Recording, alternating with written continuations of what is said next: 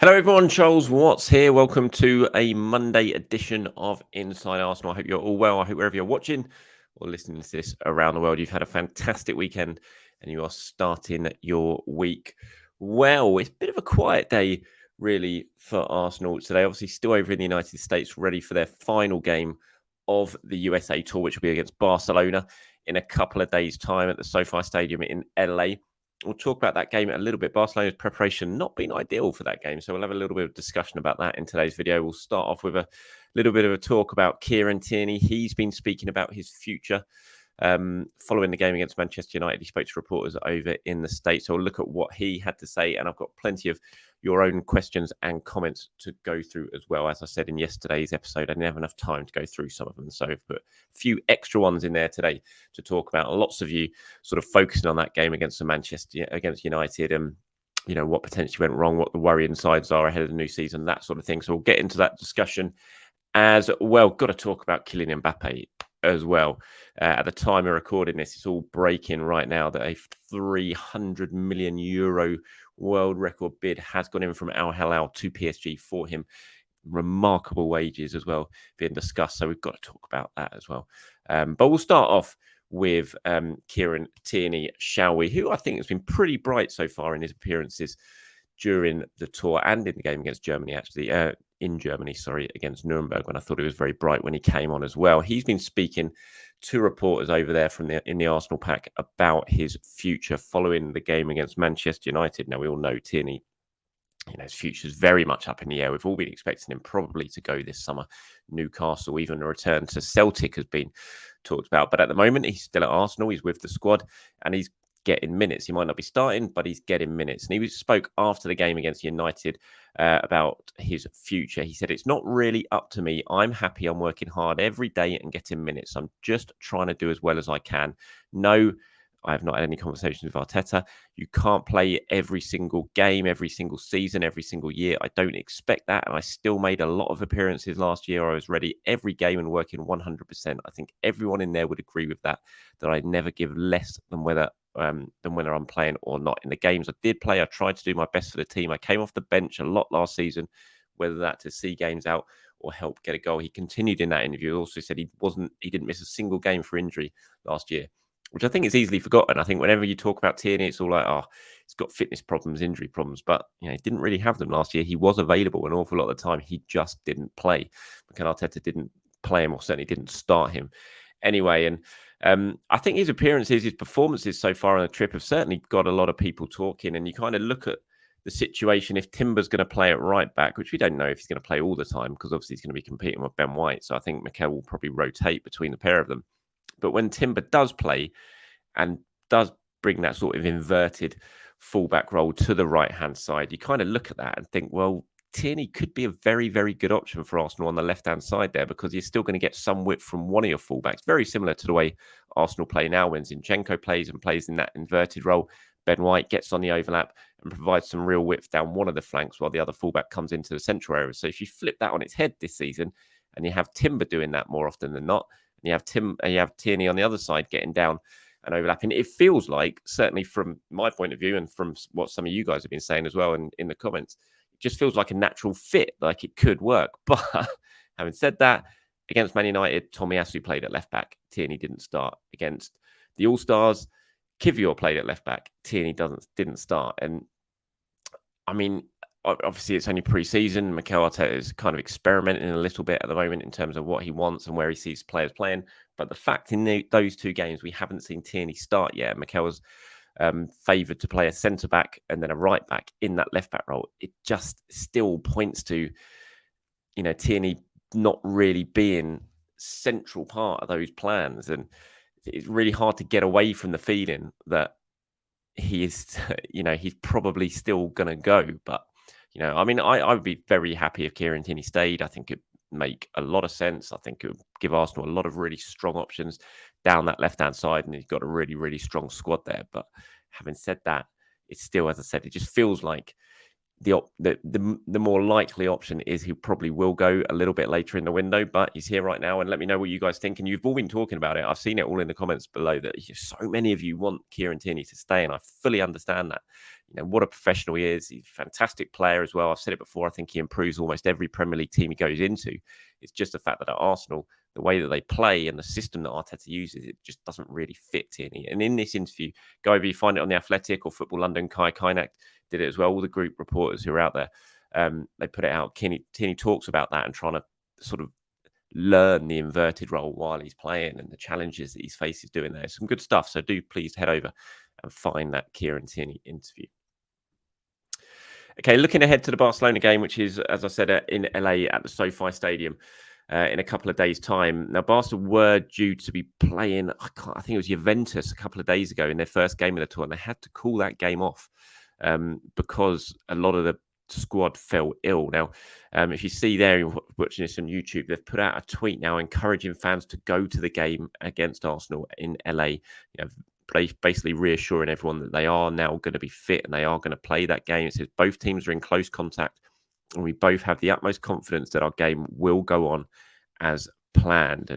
And Barcelona put out a statement as well saying the Barcelona first team players affected by the viral gastronitis.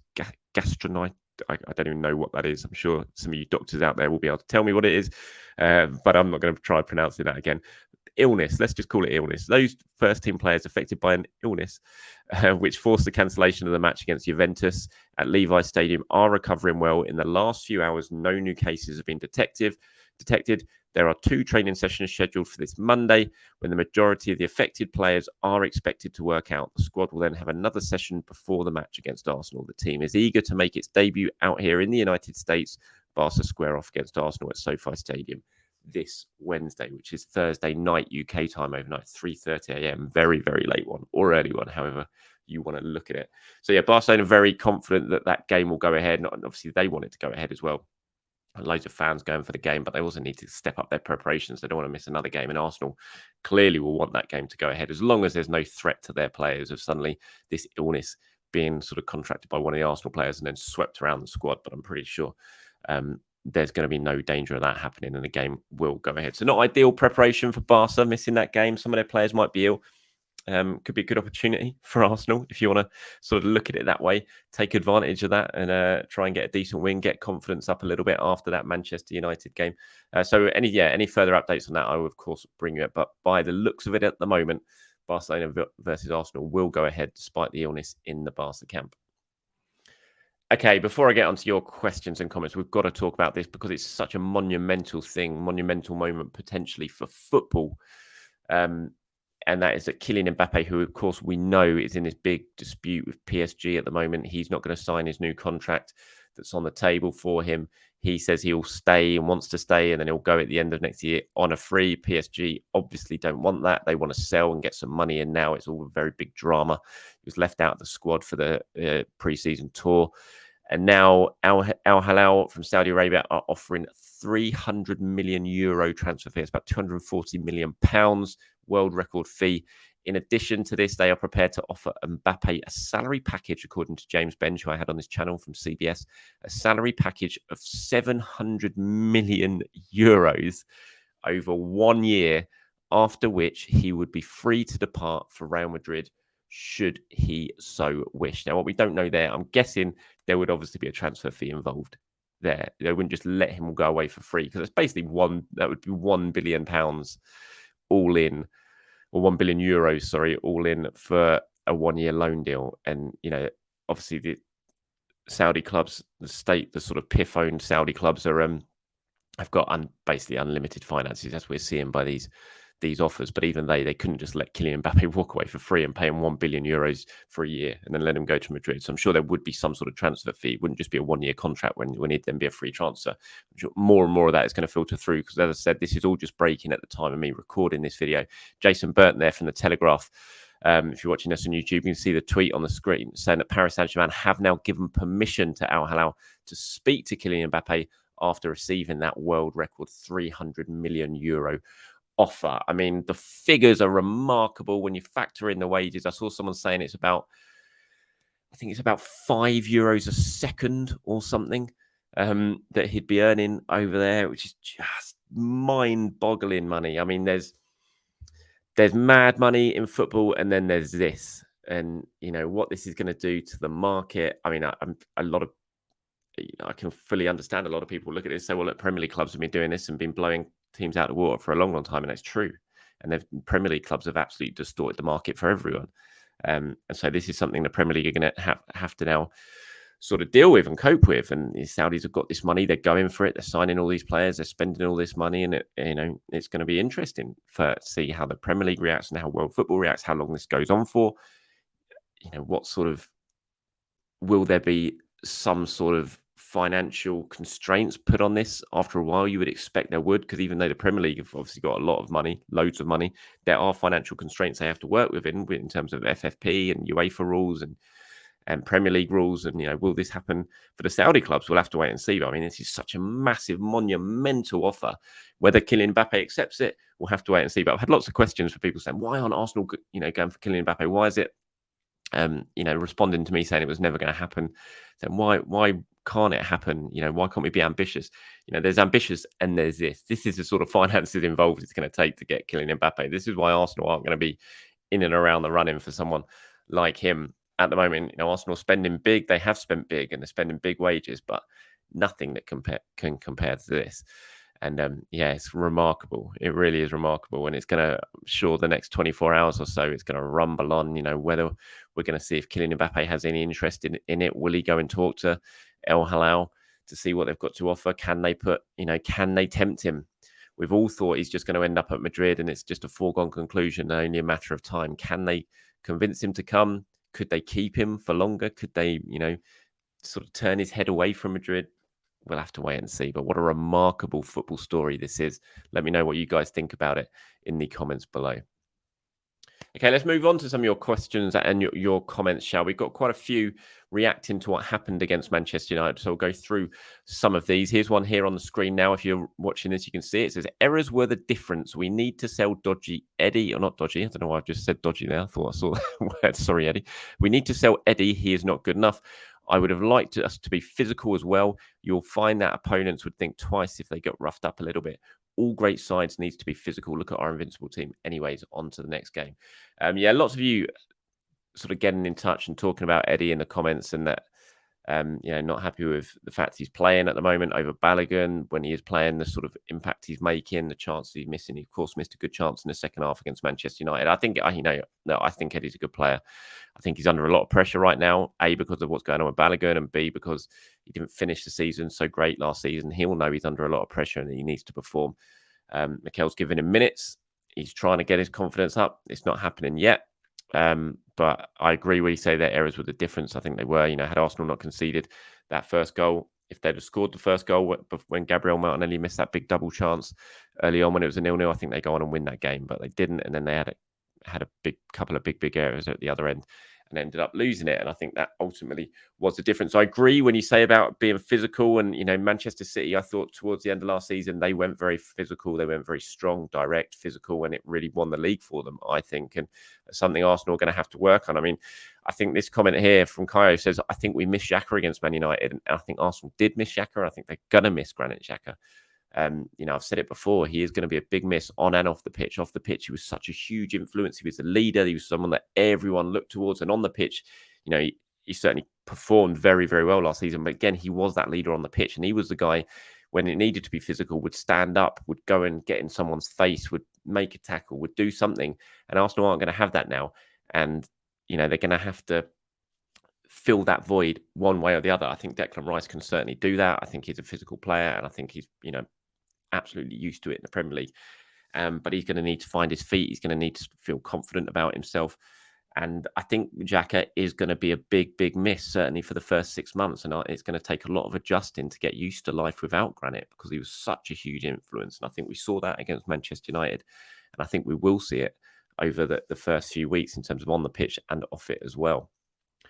Dwayne here says, midfield is the least plug-and-play area on the pitch, so having 2/3 of it being new means it was always going to be a bit rough at the beginning. The quality is there, though. They will be fine. I do agree with this as well, and I think, midfield, especially if you take two really key players out of it, which at the moment Arsenal have done. Whether that stays the same, we'll have to wait and see, because you can always just put Thomas Partey back as a number 6, and then you've only lost one of the midfield 3, and that's Granit Xhaka. If you've got Thomas Partey playing there, you can play Declan Rice in the Granit Xhaka role. It doesn't have to be Havertz. And if you do that, I think that's a really strong option that Mikel Arteta has. And it also limits that damage of losing 2 key players in midfield in one big hit. And then you can bed Kai Havertz into the team. You don't throw him straight into it.